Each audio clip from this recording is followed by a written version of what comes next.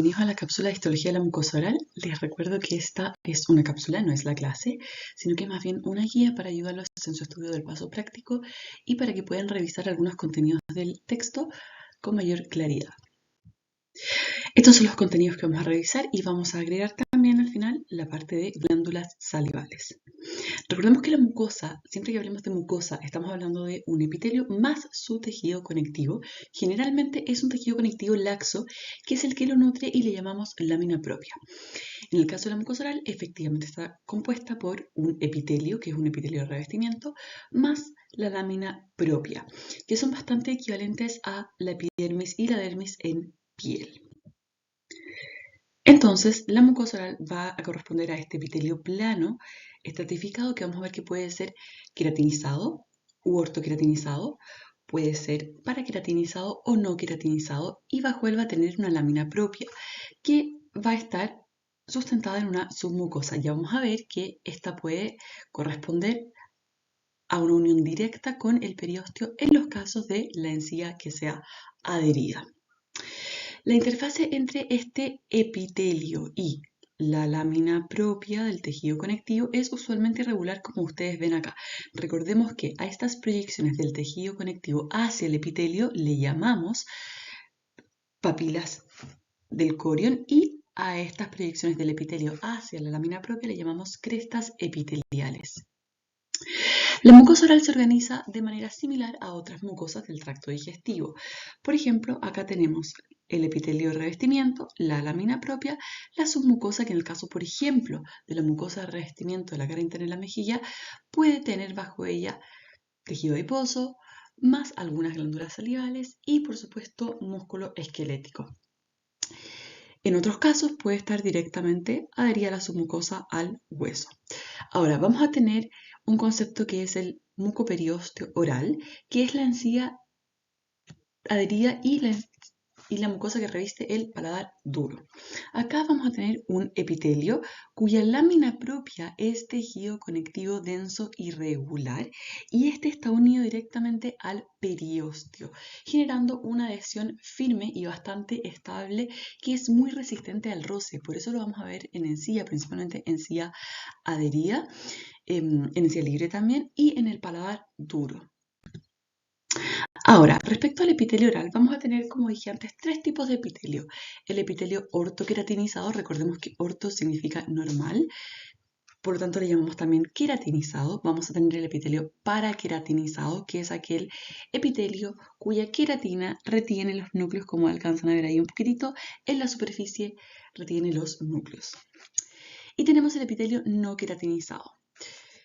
En esta imagen podemos recordar que los epitelios tienen su estrato basal, en este caso, como es un epitelio plano estratificado, queratinizado, paraqueratinizado o no queratinizado, tenemos las características clásicas.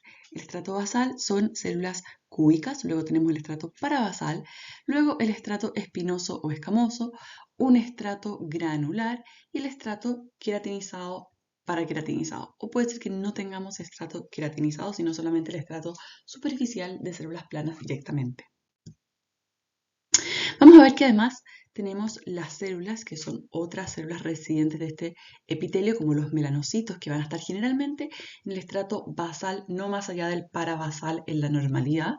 Vamos a tener las células de Langerhans, que son células presentadoras de antígeno, que también van a estar en el epitelio. Las células de Merkel, que son mecanorreceptores. Y vamos a tener también linfocitos, que pueden estar tanto en el epitelio como en el tejido conectivo subyacente. Recordemos que esta es una zona de muchísima presentación antigénica, igual que el resto del tracto gastrointestinal. La mucosa oral presenta una clasificación histotopográfica y funcional que es bastante clásica. Tenemos la mucosa oral de revestimiento, que es no queratinizada y que está ubicada en el labio, en el paladar blando, en la cara interna de la mejilla. Y luego tenemos la mucosa oral masticatoria, que es queratinizada o paraqueratinizada. Ya esta es una mucosa que está sometida a mucho roce. Y vamos a encontrar acá la encía y el paladar duro. Y por último tenemos la mucosa oral especializada, que es aquella mucosa que está en la superficie dorsal y en los bordes de la lengua y que contiene las papilas gustativas y también las papilas como las papilas filiformes. Vamos a revisar primero la mucosa de revestimiento. Recordemos, es no queratinizada. Esta la vamos a encontrar en la cara ventral de la lengua, revestimiento mucoso de los labios, cara interna de la mejilla, piso de boca, en la encía móvil, ojo, la encía que se une directamente al fondo vestíbulo, no en la encía adherida, y en el paladar blando. Por supuesto está compuesta por el epitelio más la lámina propia, que es lo que llamamos mucosa, y va a estar directamente unida al tejido conectivo que rodea al músculo esquelético. En la mucosa de revestimiento, la lámina propia es más gruesa, como observamos acá, es más gruesa que en otros tipos de la mucosa masticatoria, con menos fibras colágenas, es decir, es más laxa, ¿ya? Van a encontrar que hay bastantes vasos de pequeño calibre, capilares, algunas pequeñas arteriolas, tiene mucha capacidad de distensión y vamos a ver que también tiene algunas fibras elásticas. Recuerden que las fibras elásticas no las vemos en la tinción con H&E, pero si hacemos una tinción especial con sales de plata, van a encontrar algunas pequeñas fibras elásticas por acá que le dan esa capacidad de extensibilidad. La cara ventral de la lengua va a poseer un epitelio, que es un epitelio plano, estratificado, no queratinizado, bastante delgado, y fíjense, posee pocas o casi ausentes papilas del corión. ¿Ya? Luego vamos a tener la lámina propia, que es bastante delgada, va a tener algunas fibras elásticas también, y acá podemos encontrar algunas glándulas salivales menores, mixtas, es decir, seromucosas. Y luego tenemos la submucosa, que va a ser bastante delgada, irregular, va a tener algunos vasos y se une directamente al tejido conectivo que rodea al músculo esquelético de la lengua. Acá podemos ver un corte de lengua, esto es la cara ventral, esta lengua no es de humano sino que es de gato, la van a ver ustedes después en el paso práctico en detalle. Tenemos el epitelio, en este caso, luego tenemos acá la lámina propia, recordemos tejido conectivo laxo, fíjense hay varios vasos, tenemos algunos también conductos excretores de glándulas salivales menores, e inmediatamente el músculo. Acá tenemos otro corte, ¿cierto? El epitelio en este caso, fíjense, se notan mucho más las papilas del corión, ya las crestas epiteliales también bastante marcadas, tenemos el tejido conectivo subyacente y músculo esquelético. Ahora, la mucosa alveolar la van a encontrar en el fondo de vestíbulo y reflejándose hacia lo que va a ser la encía adherida. La mucosa alveolar es un epitelio plano, estratificado, no queratinizado, como ven acá, bastante delgado. Tiene, por supuesto, sus crestas epiteliales y sus papilas del corión. Y la lámina propia se caracteriza por tener abundantes fibras elásticas. Acá las ven en esta tinción con sales de placa, fíjense. Y luego vamos a ver que se refleja en el fondo vestíbulo, en esta zona, y comienza la encía, ¿ya? Que la tenemos acá, la encía adherida. El tejido conectivo de la submucosa, generalmente tejido conectivo laxo, va a tener algunas glándulas salivales menores que se pierden luego acá en la encía. Fíjense que además de la encía, otra distinción es que estas fibras elásticas se pierden. La encía está firmemente adherida al periósteo, es lo que llamamos mucoperiósteo. Por eso perdemos la capacidad de distensibilidad y extensibilidad. Luego tenemos el piso de boca, que también es epitelio plano, estratificado, no queratinizado, bastante delgado. Fíjense que acá no se ven papilas, apenas papilas muy cortitas. Tenemos algunas fibras elásticas también acá. Este piso de boca también tiene una mucosa con mucha extensibilidad. Tenemos una extensa red de anastomosis, hay bastantes capilares. Y en la submucosa vamos a encontrar tejido conectivo bastante laxo, con tejido adiposo, con algunas glándulas salivales menores y los conductos excretores de las glándulas salivales mayores, tanto la submandibular como la sublingual. Luego tenemos el revestimiento mucoso del labio y la mucosa bucal. Recordemos un poquito el labio. Tenemos la región del labio y el labio propiamente tal, ¿correcto? Vamos a tener la región labial, el filtrum, el arco de Cupido y vamos a tener la comisura a cada lado de los labios. Esta zona de color rojo es una zona de mucosa un poco especializada, ¿ya? Es una zona que se llama mucosa seca y esta parte roja es una mucosa delgada que transparenta de alguna manera la vascularización, por eso se ve de color rojo. Y esta zona donde nos pintamos los labios es la que llamamos bermellón del labio. Y tenemos acá el borde del bermellón o límite mucocutáneo, que es el límite entre la piel, que tiene folículos pilosos, y el labio propiamente tal. Bien. El revestimiento mucoso del labio incluye esta mucosa seca. Lo vemos acá en este corte histológico. Este es el corte histológico clásico del labio que tienen que aprender a describir. Acá tenemos la piel, que se caracteriza por tener folículos pilosos, ¿ya? Asociados a glándulas sebáceas. Eso es lo clásico. Y acá está el límite entre la piel y la mucosa. Todo esto es la mucosa. Y a ese límite le llamamos límite mucocutáneo o borde del bermellón, o borde bermellón, como dice acá en el esquema. Luego viene la mucosa seca, que es la que vemos de color rojo y a la que llamamos bermellón. Esta mucosa, como es una mucosa delgada, fíjense, es una mucosa delgadita, tiende a secarse mucho, ¿ya? Es paraqueratinizada y se seca mucho y se ven escamas sobre ella. Eso es lo clásico. Ese es el borde, justo acá el borde bermellón, y este es el bermellón. Y luego acá tenemos el límite entre la mucosa seca o el bermellón y la mucosa oral o mucosa húmeda. Todo esto ya es mucosa de revestimiento del labio, ya esto va hacia el interior de la cavidad oral y se caracteriza por tener abundantes glándulas salivales menores. Muy importante, cuando ustedes vean labio van a tener en la cavidad oral epitelio, ¿cierto? Inmediatamente el tejido conectivo laxo, luego las glándulas, que van a ser glándulas salivales mixtas, ser mucosas, van a tener sus conductos excretores, una rica vascularización, luego músculo esquelético, y luego van a tener, bueno, algo de tejido adiposo, siempre puede haber, tejido conectivo nuevamente, aparecen los folículos pilosos y las glándulas sebáceas, y eso ya me indica que estamos en piel, ¿bien? Y acá en la zona del bermellón, que abarca desde acá, desde el límite hasta la unión con la mucosa seca húmeda, en toda esta zona ustedes van a tener poquitas glándulas salivales, puede haber un par de glándulas salivales más cercano acá del límite con la mucosa húmeda, y acá empiezan a aparecer algunas glándulas sebáceas todavía no asociadas a folículos pilosos, justo acá en el límite, en el borde bermellón, y a esas les llamamos gránulos de Fordyce, ¿ya? Esos gránulos de Fordyce son una variante en la normalidad y son glándulas sebáceas no asociadas a folículos pilosos.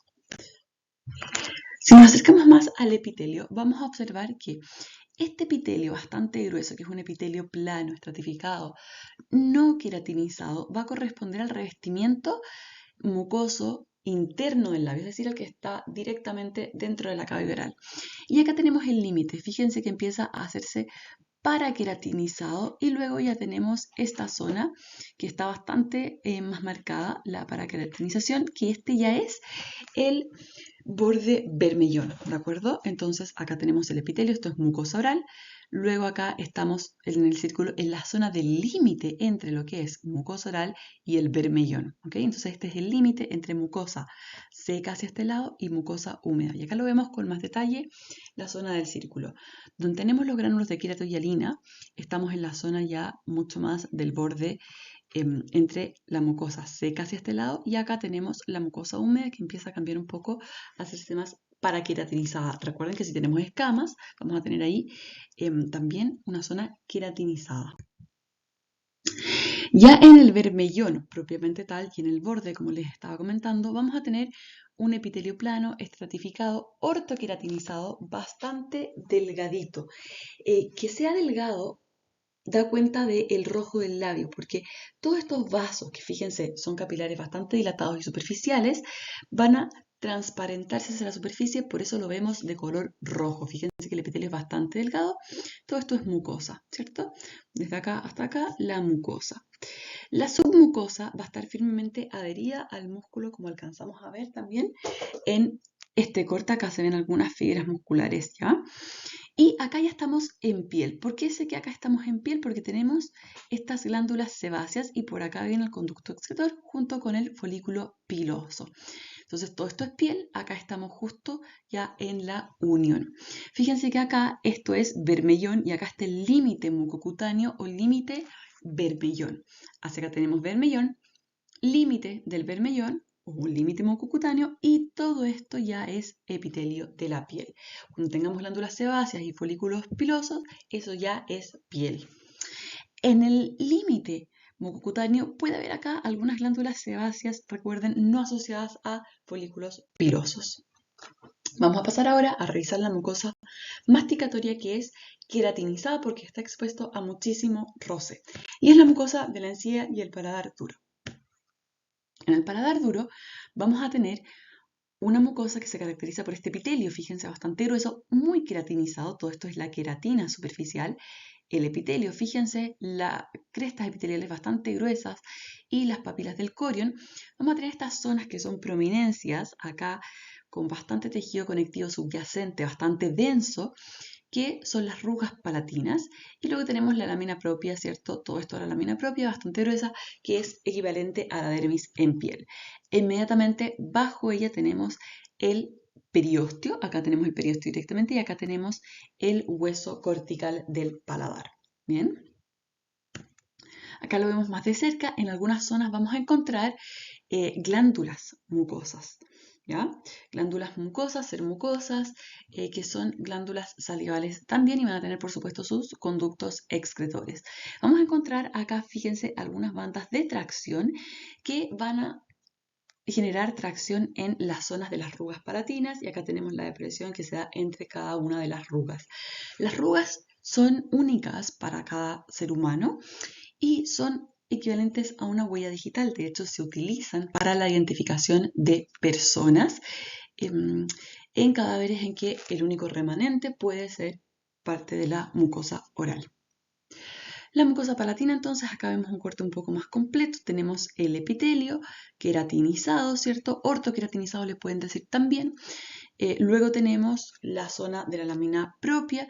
Vamos a tener una capa reticular bastante densa, sobre todo en la zona de las rugas. Y en la submucosa encontramos glándulas salivales mixtas, seromucosas. Acá en este caso las vemos de predominio mucoso. Vamos a tener algo de tejido adiposo, dependiendo de cada persona puede incrementarse este tejido adiposo. Y luego tenemos el periósteo e inmediatamente después el hueso cortical. Respecto a la mucosa especializada, esta es la mucosa que vemos en el dorso de la lengua y parte de las caras laterales de la lengua. Y se caracteriza porque vamos a encontrar las papilas linguales, ¿ya? Las papilas linguales se clasifican en aquellas con función mecánica y otras que tienen función gustatoria. Este esquema del Netter es bastante bueno porque nos resume la lengua y la ubicación de las papilas.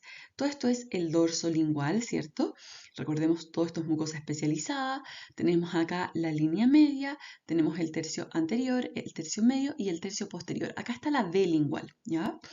Inmediatamente por delante de la V lingual, ustedes van a encontrar que se observan acá entre 8 a 12 papilas bastante redondas, que son aquellas papilas que llamamos circunvaladas o también papilas caliciformes, ¿de acuerdo? Justo ahí por delante de la V lingual. Luego tenemos las papilas filiformes que recubren básicamente todo el dorso, desde la V lingual hacia el tercio anterior y también por parte de los bordes laterales, que son filiformes, tienen función, como ven acá, de remoción mecánica. Y tenemos las papilas fungiformes entre el tercio anterior y parte del tercio medio. ¿Okay? Vamos a ver un poco en detalle. El dorso de la lengua, entre las papilas, va a tener esta mucosa, que fíjense, es la misma mucosa masticatoria que habíamos visto antes, pero que va a empezar a tener papilas linguales en alguna zona. ¿De acuerdo? Entonces, la mucosa masticatoria se caracteriza por este epitelio plano, estratificado, queratinizado. Fíjense la cantidad de queratina. Inmediatamente bajo él, el tejido conectivo. Y en las zonas donde haya papilas vamos a tener, en este caso, fíjense, papilas filiformes, estas prolongaciones en forma de vellos o pelos, por eso el nombre de filiformes, que tienen muchísima queratina en la superficie y acá en las criptas, eso que ustedes alcanzan a ver ahí un poco más basófilo, son colonias bacterianas, ¿ya? Más debris. Entonces tenemos las papilas acá, epitelio plano, estratificado, muy queratinizado, inmediatamente bajo el tejido conectivo, denso, irregular, y bajo él el músculo esquelético. Las papilas filiformes, entonces, se caracterizan por una densa capa de queratina, no tienen corpúsculos gustatorios. Eso es importante porque su función es la de presionar los alimentos contra el paladar duro y arrastrarlos, ¿de acuerdo? Entonces cumple una función de remoción mecánica y también de un poco trituración de aquellos alimentos un poco más blandos. Luego tenemos las papilas, que son aquellas papilas fungiformes, ¿ya? Que las ven acá, recuerden. que van a estar en el tercio anterior y tercio medio. Es un epitelio bastante queratinizado, delgado en algunas zonas, ¿ya? Puede ser incluso no queratinizado, dependiendo de la muestra que estemos observando, ¿de acuerdo? En este caso, en las papilas que son papilas fungiformes, vamos a encontrar que las papilas fungiformes tienen, por supuesto, algunos corpúsculos gustatorios, ¿ya? Luego tenemos las papilas foliadas. Estas papilas foliadas tienen un epitelio no queratinizado, sus corpúsculos gustatorios van a estar localizados lateralmente y estas son mucho más fáciles de ver, fíjense ahí.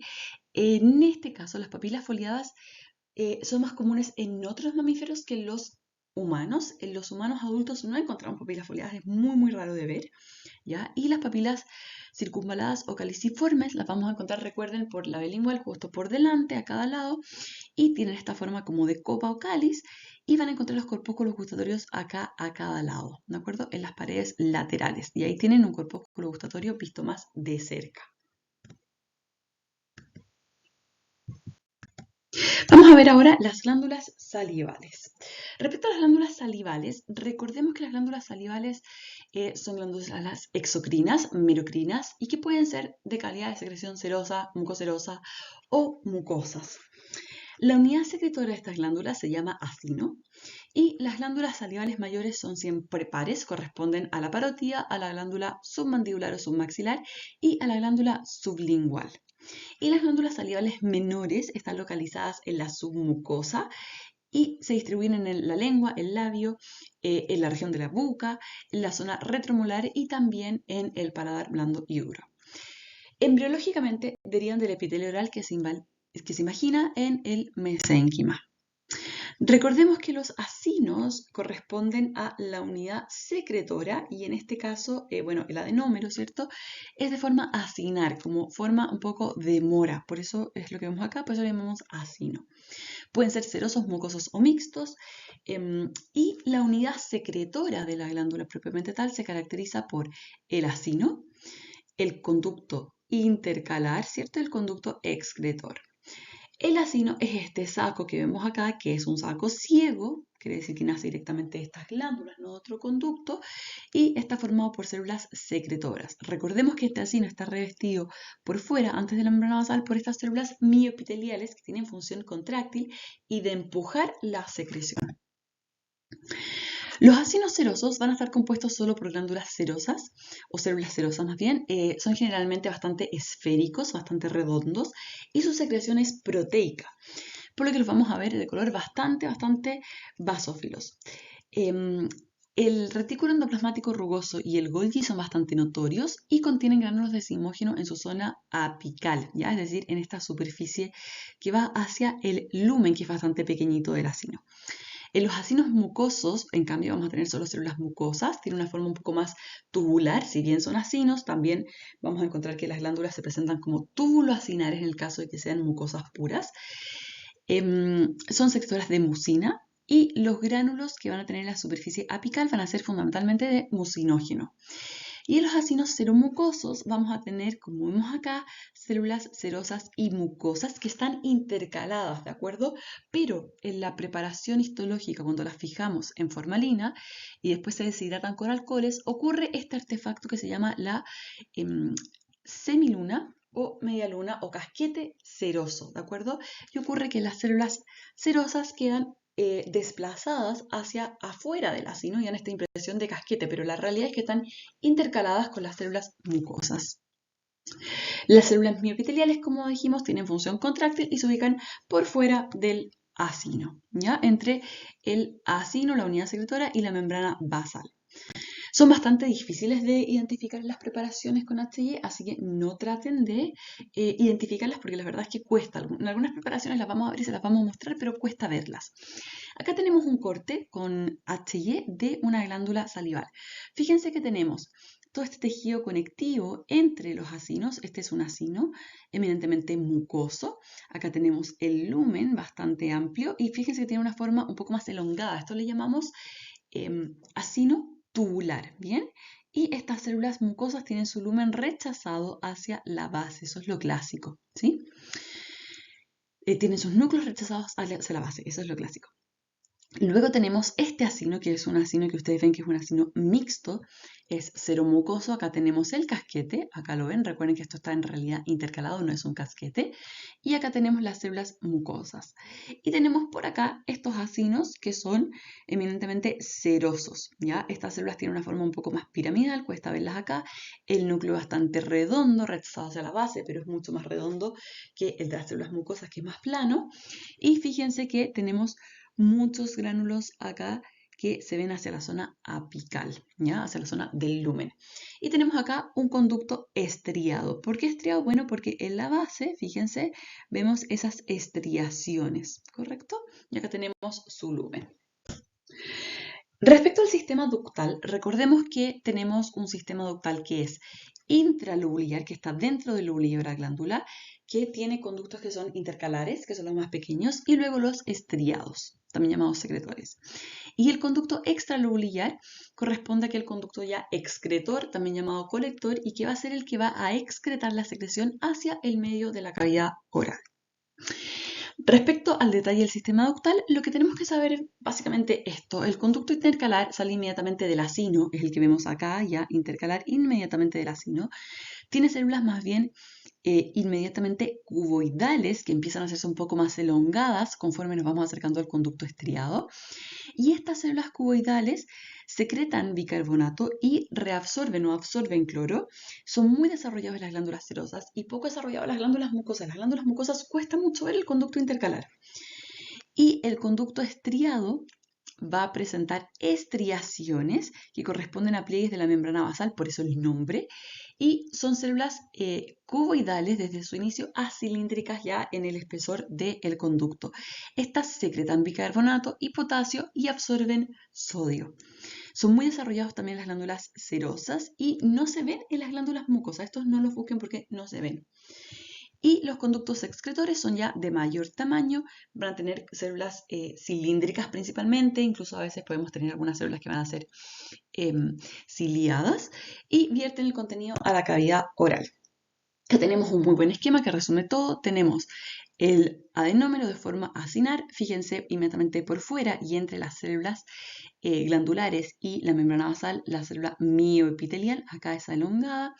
Las células secretoras, en este caso de forma piramidal, el núcleo va a estar rechazado hacia la base, es más plano en las células mucosas y más redondo en aquellas células serosas, el lumen del acino, y acá empieza a formarse el conducto intercalar, células planas, luego viene el conducto estriado, que tiene estas estriaciones cerca de la membrana basal y tiene células ya más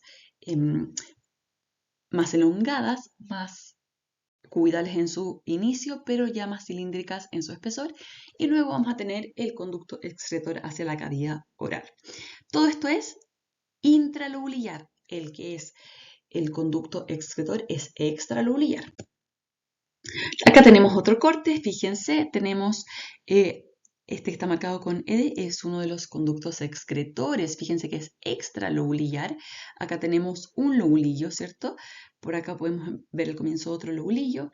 Fíjense que esta es una glándula que es de calidad de secreción seromucosa, es mixta. Tenemos acá acinos puramente, ¿cierto?, serosos, y acá tenemos estos acinos mixtos, fíjense ahí el casquete seroso, ¿cierto? Y acá este eminentemente es solamente mucoso, fíjense que tiene una forma túbulo acinar. ¿Lo ven? Es un poco más elongado. Y por acá tenemos unos conductos estriados, fíjense el tamaño, son intralobulares.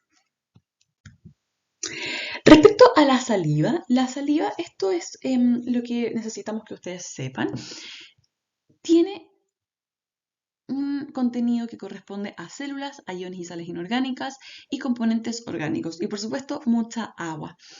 En las células que vamos a encontrar tenemos células epiteliales descamadas, neutrófilos, linfocitos y por supuesto bacterias. En los iones y sales inorgánicas vamos a tener que tener una composición similar al plasma, también en la proporción de agua, pero el potasio es 2 veces más abundante que en el plasma y contiene también calcio. Y en los componentes orgánicos vamos a tener albúmina, globulinas, proteínas del complemento, inhibidores de proteasas y, muy importante, enzimas como la amilasa, la mucina y la lipasa que participan de la digestión, ¿ya? Vamos a tener también cristales o digamos minerales que corresponden muy importante a calcio. Vamos a tener también algunas sales de hidroxiapatita, flúor, muy importante el flúor presente en la saliva que ayuda a la mineralización del esmalte, ¿ya? Y dentro de las enzimas o proteínas importante la mucina. La mucina tiene capacidad de retención de agua y es la que permite que las mucosas tengan la sensación de hidratación, ¿de acuerdo? Entonces, ustedes más adelante van a ver que hay una condición que se llama hipocialia y pacientes que presentan menos producción de saliva en algunos síndromes, por ejemplo el síndrome de Sjögren, o en algunos casos como cuando están francamente deshidratados, y tienen francamente menos agua. Pero hay otros casos en la obesidad, por ejemplo, la diabetes mellitus tipo 2, que esta mucina, por la inflamación sistémica de bajo grado, está oxidada y retiene menos agua. Y el paciente tiene normal cantidad de saliva, pero siente la boca seca, ¿ya? Eso es importante para ustedes. Y acá tenemos la producción de saliva. La producción de saliva comienza dentro del acino con las células acinares que secretan particularmente un fluido que es isotónico, y este fluido se hace hipotónico cuando ya es secretado hacia la cavidad oral. Ahora, respecto a la distribución de las glándulas salivares menores, recordemos, se van a localizar en casi toda la mucosa oral. Ya la vamos a encontrar en el revestimiento mucoso del labio, en la carne de las mejillas, las vamos a encontrar en el paladar duro y blando, en la lengua las vamos a encontrar tanto en el tercio anterior, medio y posterior de la lengua, y dependiendo de la zona, fíjense, cambia el tipo o la calidad de secreción. ¿Ya? Esta es una glándula salival menor completa, son bastante pequeñitas, miden entre 1 a 2 milímetros cada una. Fíjense que son mixtas en el labio, ya son mixtas también en la carne en la mejilla, pero en el paladar duro y blando son de secreción más bien solamente mucosa, si bien también podemos encontrar algunas mixtas. Y en la lengua van cambiando también la secreción o el tipo de secreción según la ubicación.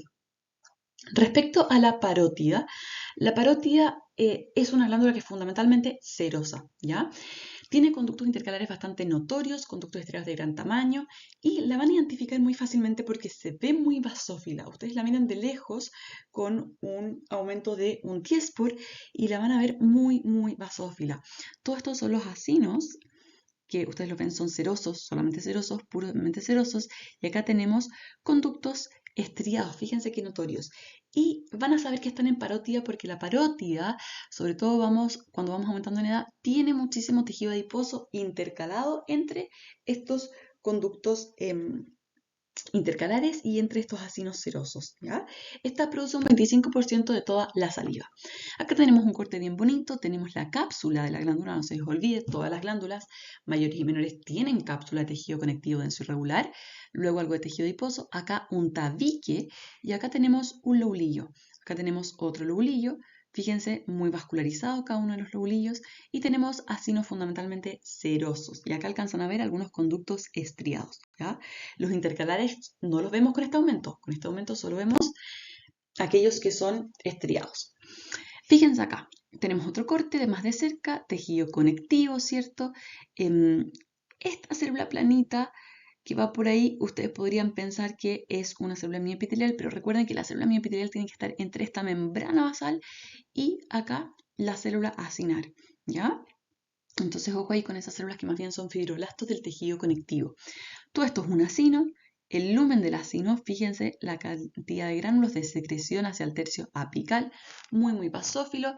Tenemos acá el núcleo redondo rechazado hacia la base. Y acá tenemos un conducto estriado. ¿Cómo lo sé? Bueno, sus células cilíndricas, núcleo central ovalado, cerca del tercio medio. Y fíjense acá las estriaciones en la parte más basal.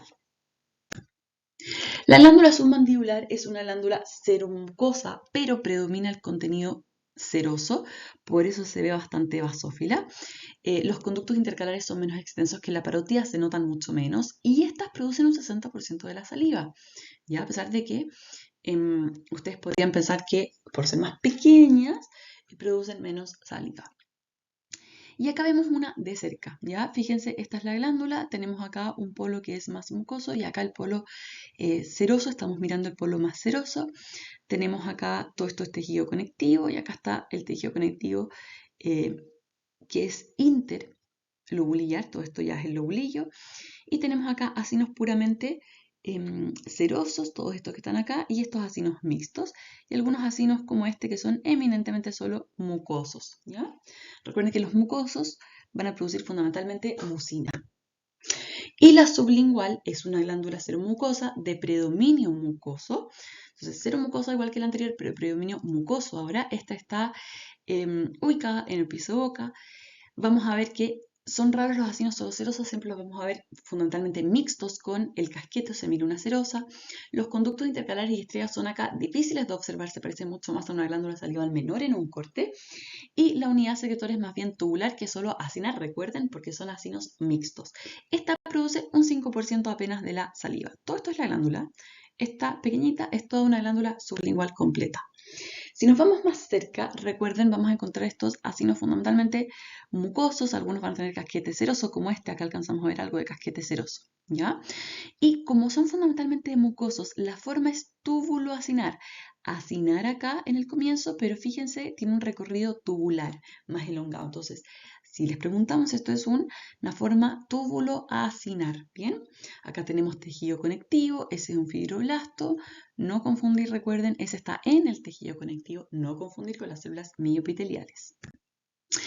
Eso es todo. Cualquier duda que pueda quedar la vamos a revisar en el paso práctico.